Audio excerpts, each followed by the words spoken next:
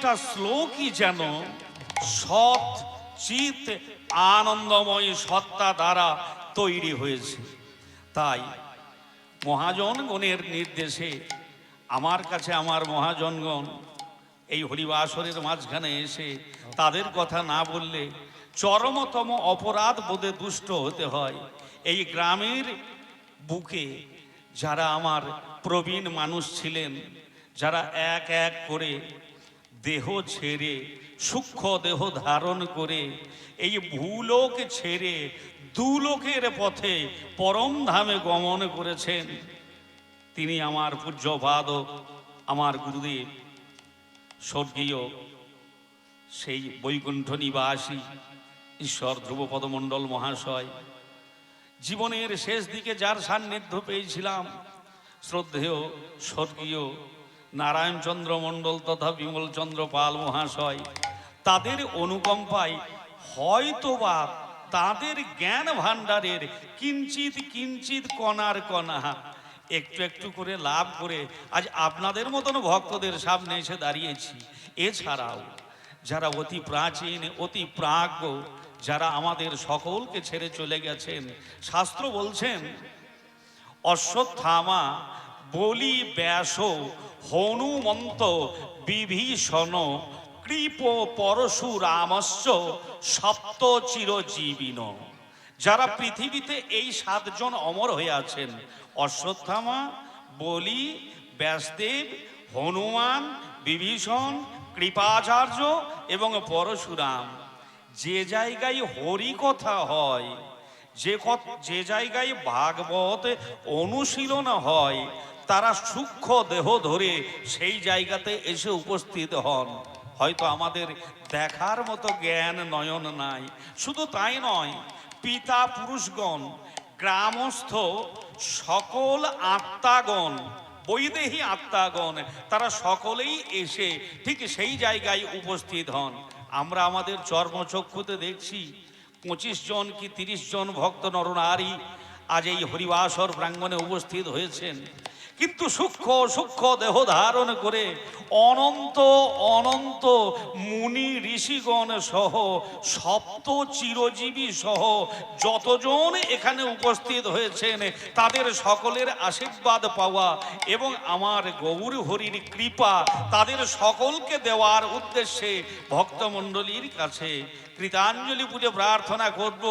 একবার সকল কথা ছেড়ে প্রেম ও ভক্তি ভরে একবার সবাই বদনে ভরে হরি হরি বল, হরি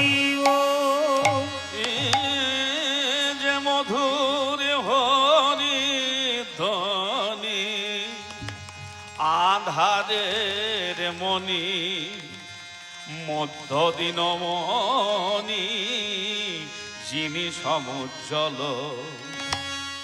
এই হরিনাম এমনই পাবন শক্তি রাখে, যেদিন দেহ সরসিতে অংশ চরিবে না, কোন বংশধর দুঃখের অংশ লবে না,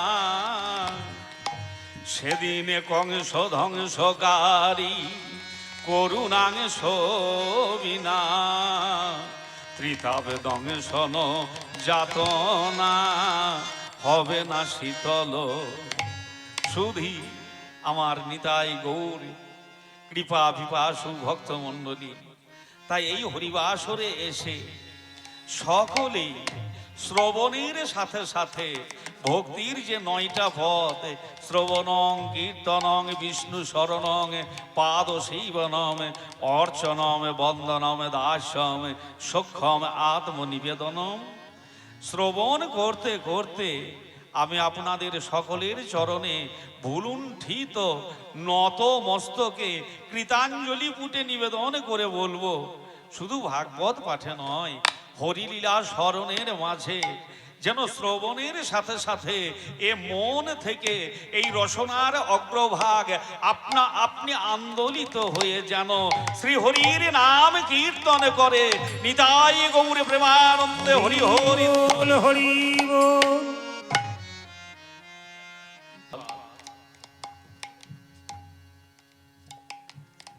শ্রী শ্রীল সুখদেব গোস্বামী পাদ। তাই সর্বপ্রথম এই কলিযুগের মাঝখানে হরিনাম যজ্ঞে শ্রীমদ ভাগবতের যে বিধান দিয়েছেন, আমরা যতটুকু পেয়েছি সেই সমস্ত পূজ্যপাদ গণের নিকট থেকে প্রথমেই শ্রীমদ ভাগবতের আরতি। এই আরতি বলতে গিয়ে শ্রীল কবিরাজ গোস্বামীর একটা কথা আমার স্মরণে আসে, যিনি চৈতন্য চরিতামৃত শ্রী শ্রী চৈতন্য চরিতামৃত রচনা করেছিলেন। মহামূল্যবান চির মার্মিক সেই হৃদয়গ্রাহী কথা।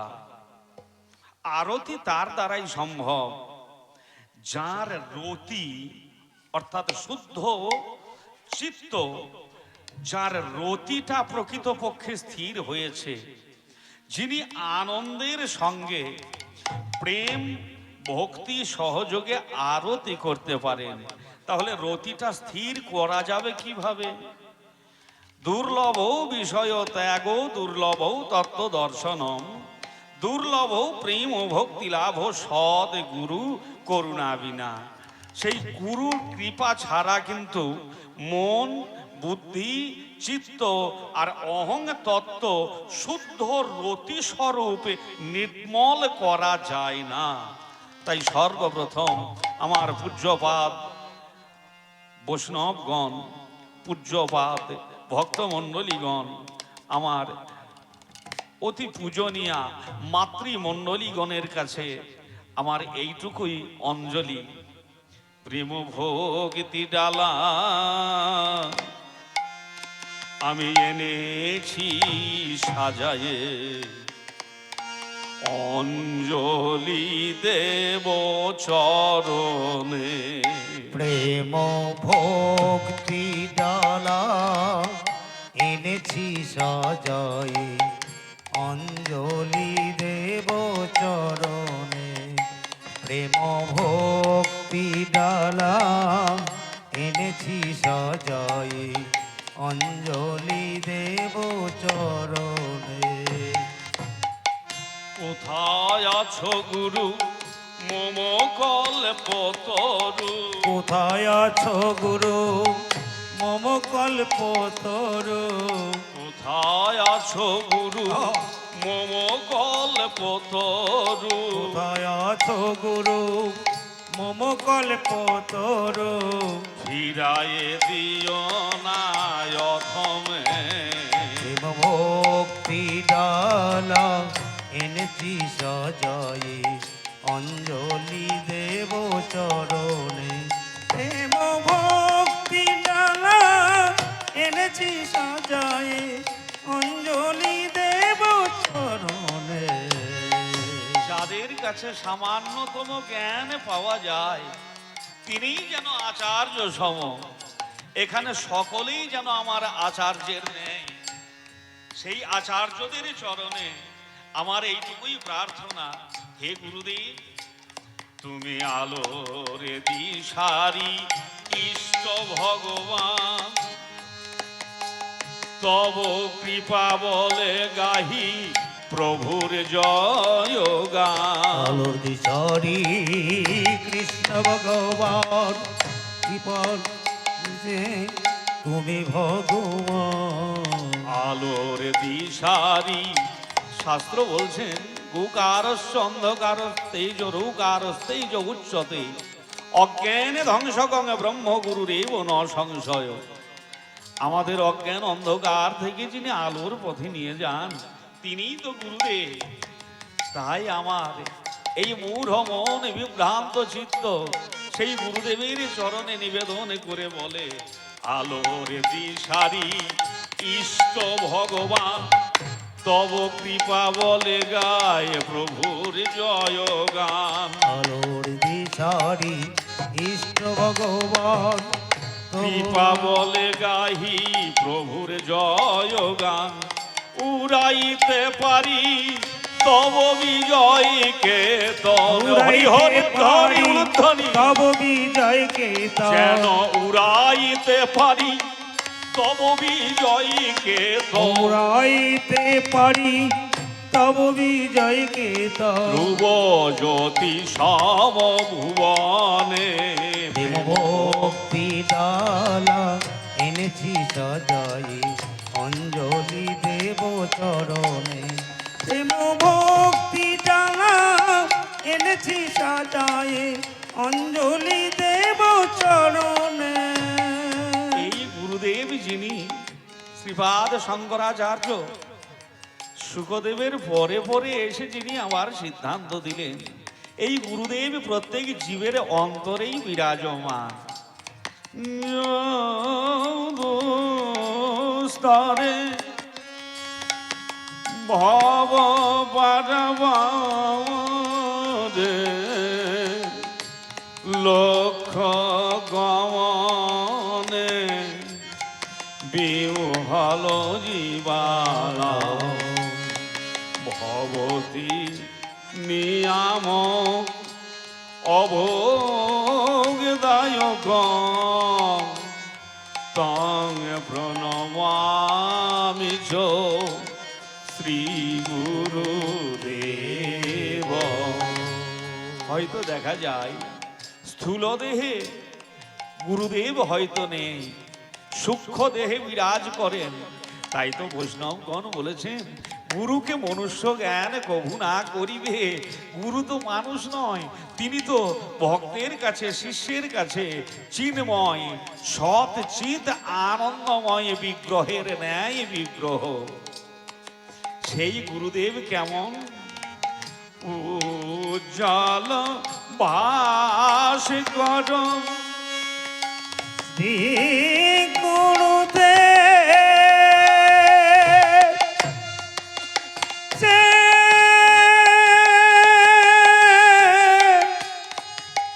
উজ্জ্বল ভাস্কর উজ্জ্বল ভাস কর জ্ঞান মণ্ডিত লোচন লোভন রুচি কর দেহ করুণা গলিত পততি চ নয়ন। করুণায় ঢল ঢল তার মূর্তি। সেই গুরুদেব সে যে করুণা গলিত পততি চ নয়ন তং প্রণমামি চ শ্রী গুরুদেব। সকলেই সেই গুরুদেবের জয় জয় দাও। গুরুদেবে এই গুরু প্রেমানন্দে হরি হরি ধ্বনি।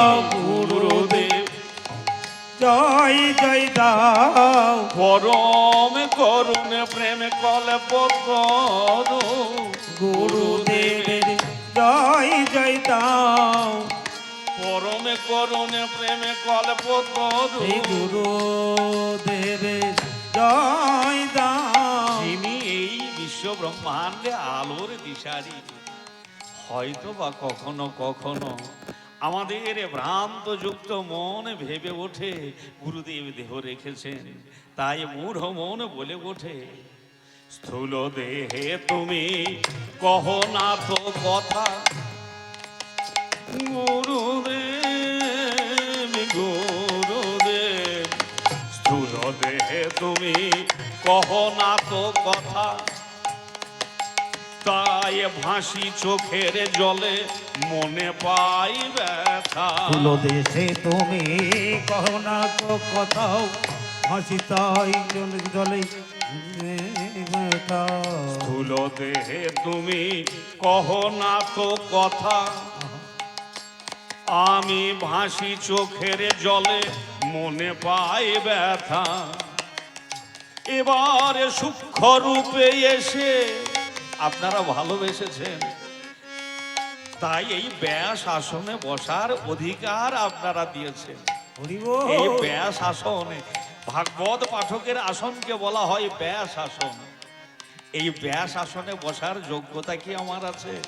একমাত্র গুরুদেবদের কৃপা আর আপনাদের সকলের স্নেহ মায়া মমতা ভরা এই ভালোবাসা।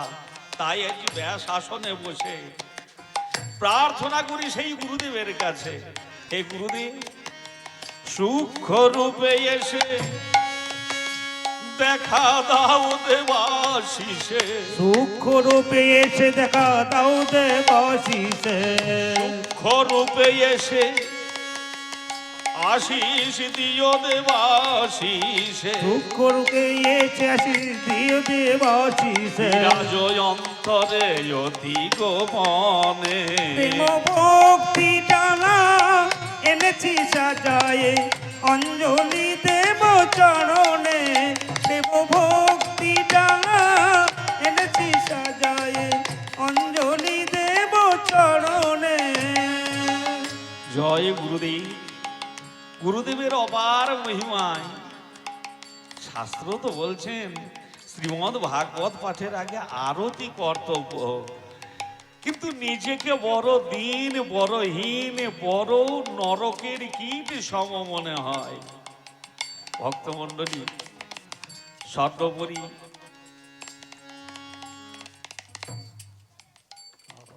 আজ যিনি এখানে মাল্যদান পর্বে এসেছেন,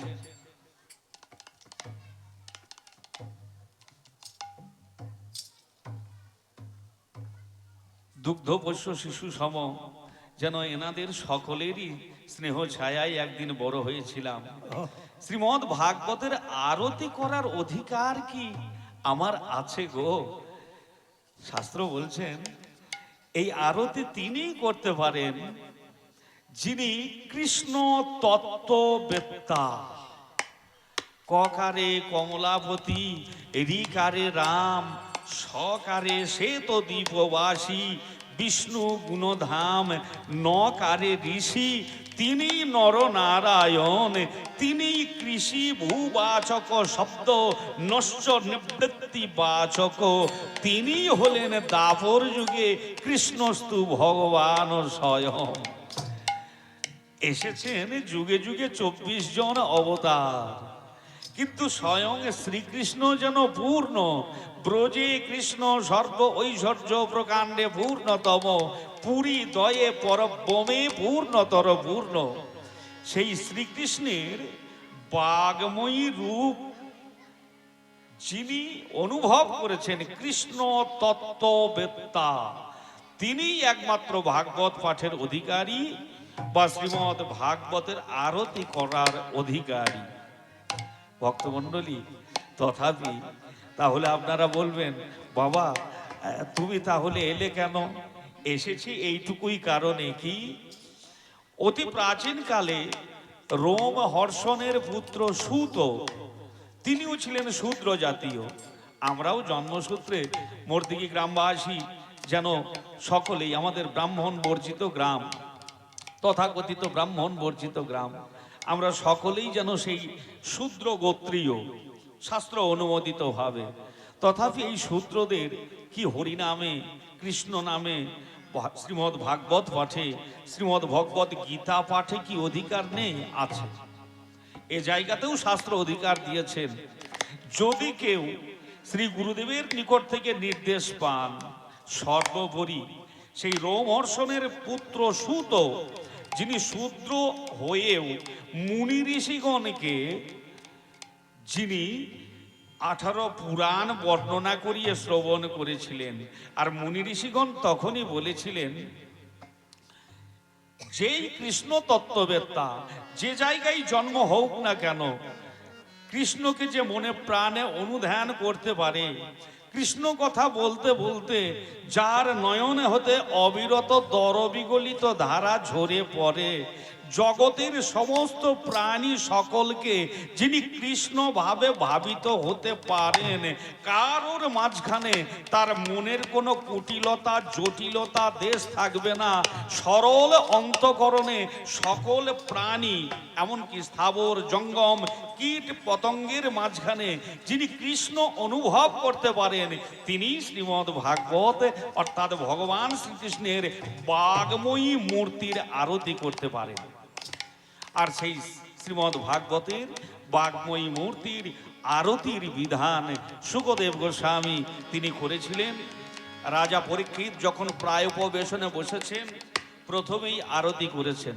দেখুন সুখদেব গোস্বামী, তাহার মুখ থেকে যে অমৃতময় সুরের নির্ঝরণী প্রবাহিত হয়েছিল, যেখানে উপস্থিত হয়েছিলেন যত সিদ্ধগণ, মহর্ষিগণ, গন্ধর্বগণ, ৩৩ কোটি দেবতা সহ ত্রিদশেশ্বর, তারা সবাই এসে উপস্থিত হয়েছিলেন।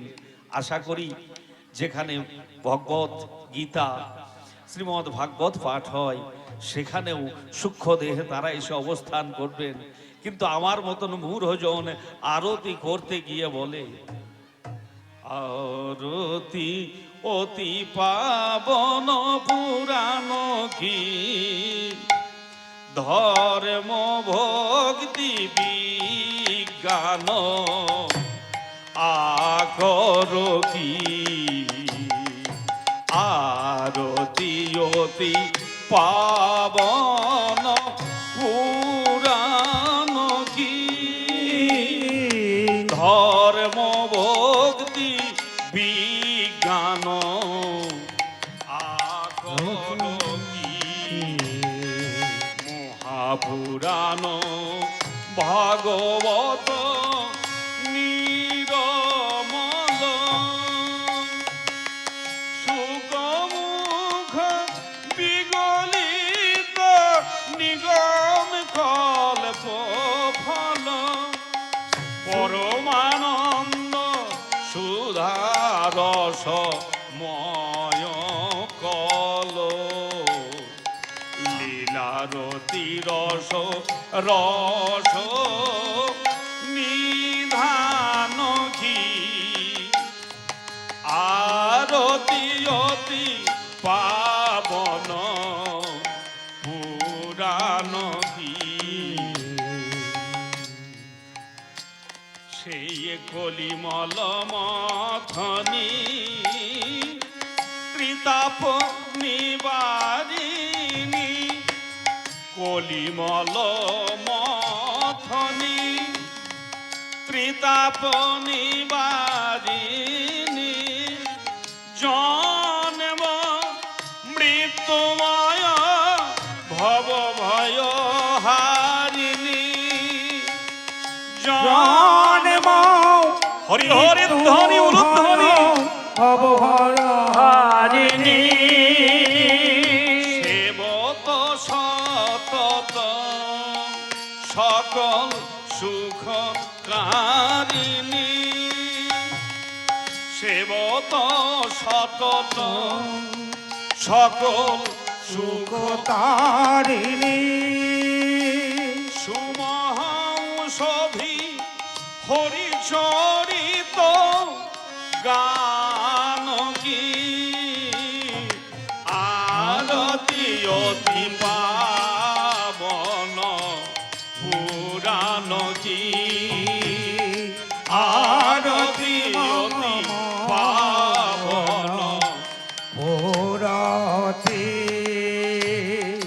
বিষয় বিলাস বিমোহ বিনাশিনী, বিমল বিরাগ বিবেক বিকাশিনী, বিষয় বিলাস বিমোহ বিনাশিনী, বিমল বিরাগ বিবেক বিকাশিনী, ভগবত তত্ত্ব রহস্য প্রকাশিনী, ভগবত তত্ত্ব রহস্য প্রকাশিনী, পরম জ্যোতি পরমাত্ম জ্ঞান কি, আরতি অতি পাবন পুরাণ কি, আরতি অতি পাবন পুরাতি, পরম হংস উল্লাসিনী। এই শ্রীমদ ভাগবতের আরতি করতে গিয়ে সুখদেব গোস্বামী পাদ যেন আত্মানন্দে বিভোর হয়ে বর্ণনা করছেন। পরম হংস মুনি মন উল্লাসিনী, রসিক হৃদয় রসরাস বিলাসিনী। রসিক হৃদয় হরি ধ্বনি রসরাস বিলাসিনী।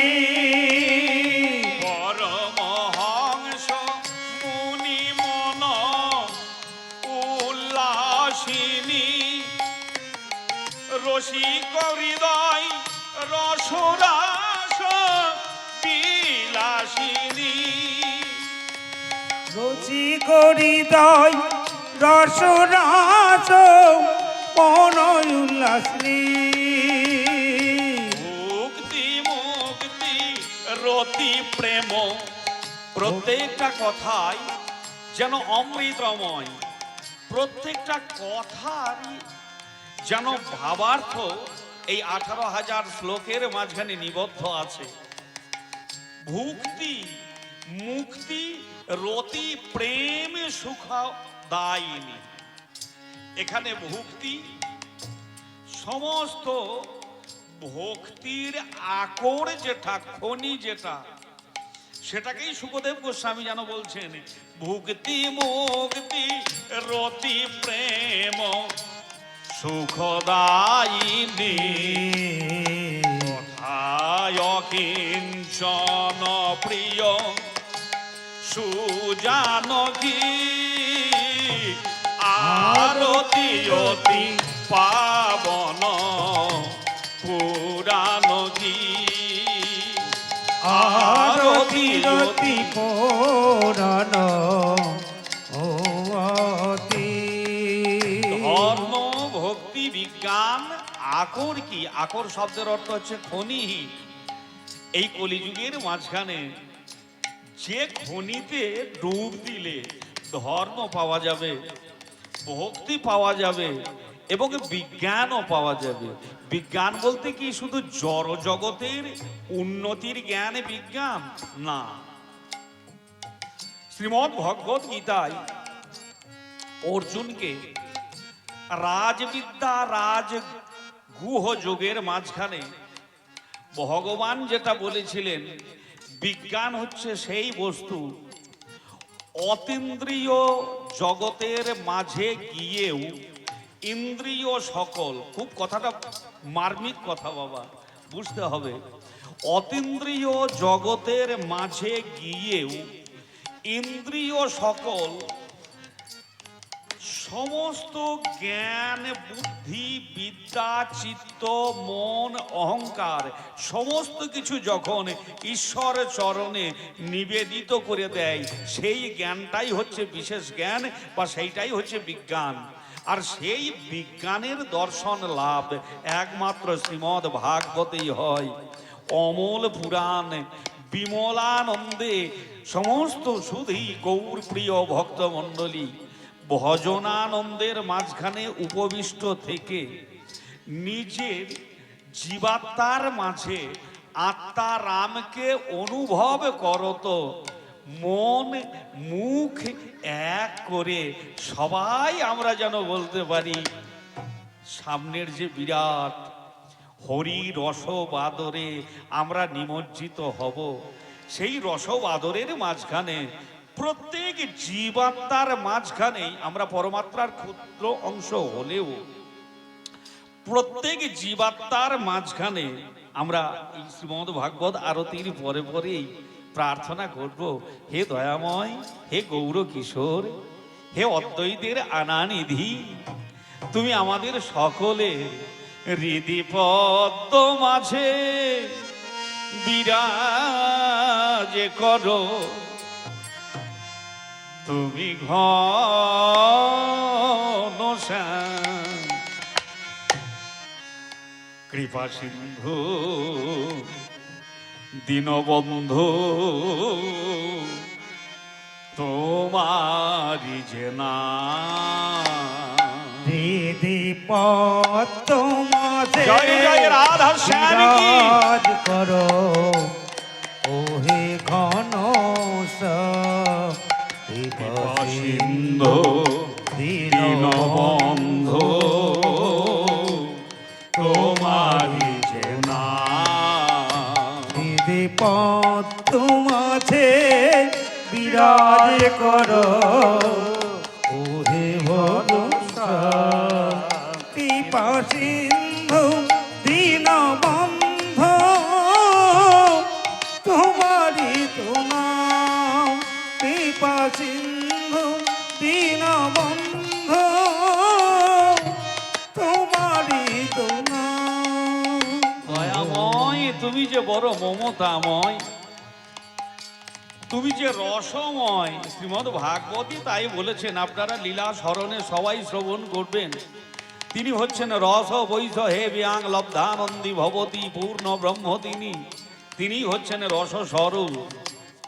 তোমার দয়ার নাই তুলনা, ভবে জানে সর্বজনা।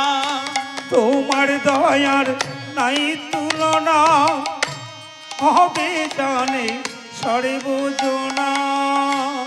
তোমার দয়ার নাই তুলনা, ভবে জানে সর্বজনা।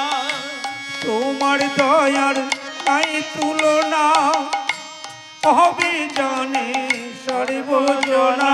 তুমি সর্বঘটি বিরাজ করো, পুরাও সবার মনস্কার। তুমি সর্বতি বিরাজ করো, পুরা সবার নমস্কার। সিন্ধু সিন্ধু তোমারি যে নাম তোমাছে বিরাজ করো ওগো ঘন দীনবন্ধু কৃপা সিন্ধু তোমারি তো নাম কৃপা সিন্ধু দীনবন্ধু তোমারি তো নাম। তুমি যে বড় দয়াময়।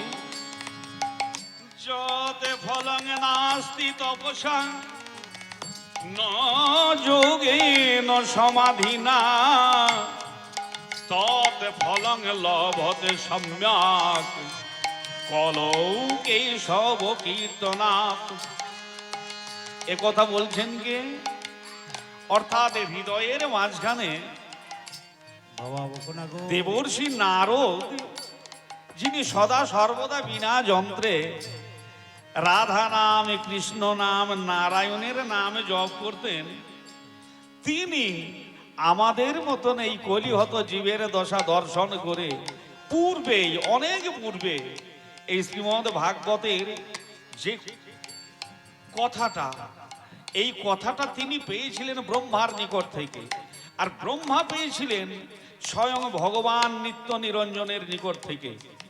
আমরা আপাতত সবাই জানি শুকদেব গোস্বামী শ্রীমদ্ ভাগবত এই পৃথিবীতে এনেছেন, কিন্তু এই পৃথিবীতে আসার বহু পূর্বে স্বয়ং ভগবান নিত্য নিরঞ্জন তিনি দিয়েছিলেন ব্রহ্মাকে। আর ব্রহ্মা এই জ্ঞান দান করেছিলেন দেবর্ষি নারদকে। দেবর্ষি নারদ আবার এই জ্ঞান দান করেছিলেন কৃষ্ণ দ্বৈপায়ন ব্যাসকে। কৃষ্ণ দ্বৈপায়ন এটা দান করেছিলেন শুকদেব গোস্বামীকে। আর সেই শুকদেব গোস্বামী পাদ মুমূর্ষু রাজন পরীক্ষিতের মাধ্যমে, শুধু পরীক্ষিতকে নয় বাবা, যেন আমাদের মতন কলিহত জীবকে উদ্ধার করার জন্য এই ভাগবত নিগম কল্পতরু ফল, এই ফলটা তিনি আমাদের মাঝে বিতরণ করেছেন। তাই সেদিন স্বয়ং ভগবান বলেছেন ব্রহ্মাকে যে বাণী কি, যতে ফলং নাস্তি তপসা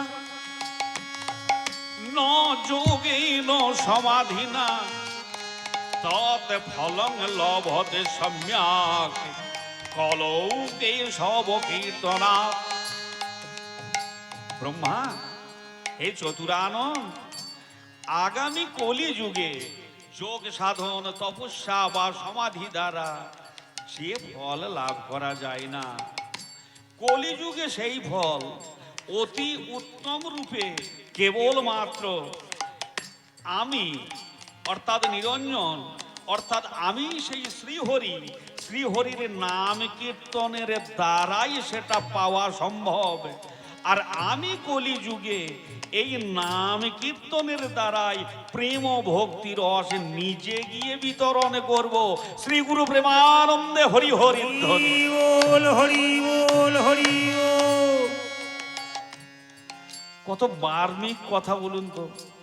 এই কলিযুগ আসার বহু বহু পূর্বে শাস্ত্রকে যদি বিশ্বাস করতে হয় বাবা, আমরা যেমন আমরা প্রত্যেকেই নিজেদের গর্ভধারিণী জননীকে যেমন বিশ্বাস করি, মা যেমন দেখিয়ে দেয় ওইটা তোমার পিতা, ওইটা তোমার বাবা, সেই মায়ের কথাকে বিশ্বাস করে আমরা আমাদের পিতৃদেবকে প্রণাম করি। আমরা শাস্ত্রবাণী মেনে পিতৃদেবকে প্রণাম করতে গিয়ে, যদিও এটা ভয়ঙ্কর কলিযুগ, এখন আর আমরা আচার্যদেরকেও সম্মান করতে পারছি না। আচার্য দূরের কথা, নিজের পিতামাতাকেই আমরা সম্মান করতে পারছি না। এই ভয়ঙ্কর কলিযুগের কারণে আচার্য, পিতা, বিদ্বজন, যারা জ্ঞানী জন, তাদেরকে আমরা শ্রদ্ধা করতে ভুলে গেছি। সেই আচার্য যিনি স্বয়ং শ্রীহরি, তিনি নিজে আচার্য হয়ে ব্রহ্মাকে তিনি এই কথা বললেন, কলিযুগে গিয়ে আমি নিজে। শ্রীমদ্ ভাগবতের এই অমূল্য শ্লোক সুখদেব গোস্বামী যেটা বলে গিয়েছেন, যোগ সাধন তপস্যা বা সমাধি দ্বারা যে ফল লাভ করা যায় না, কলিযুগে সেই ফল অতি উত্তম রূপে কেবলমাত্র শ্রীহরির নাম কীর্তনের দ্বারাই সমগ্র জনমানসের মাঝখানে বিতরিত হবে। এই কারণেই কলিযুগ হচ্ছে ধন্যাতি ধন্য।